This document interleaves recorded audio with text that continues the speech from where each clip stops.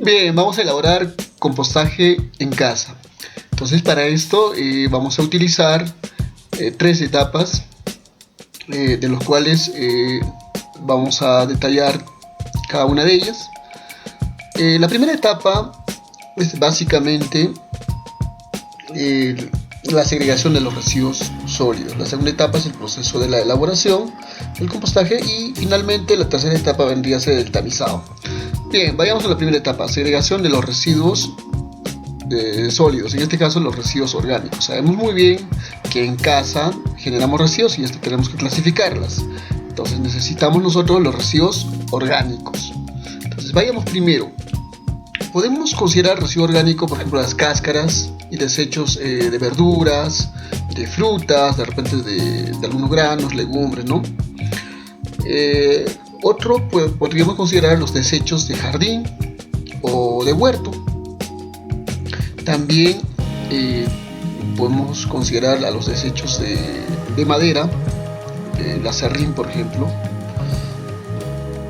Lo otro, las cenizas en pequeñas cantidades o en grandes cantidades que se generan, por ejemplo, en zonas rurales.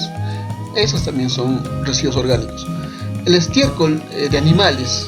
Aquí, por ejemplo, evitemos, por ejemplo, residuos de animales, por ejemplo, de cerdo, de perro. Esas no. Otro, los desechos de agricultura. Bueno, esto es importante porque al final, obviamente, de esto va a depender para los resultados del compostaje en casa, ¿no? Bien, ahora el siguiente paso vendría a ser el secado de estos residuos sólidos, de estos residuos orgánicos. Esto es importante, es muy importante para el compostaje en casa.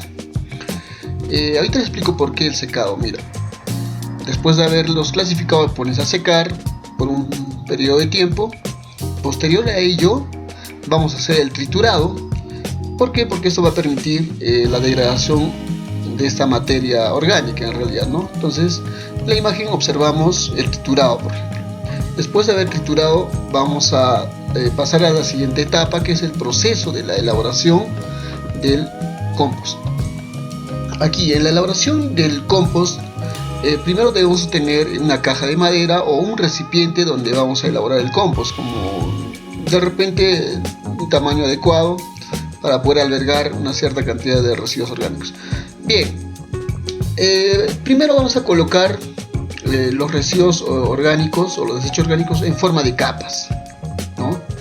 A ver, para explicarles, por ejemplo, en la primera capa podemos poner desechos de jardín.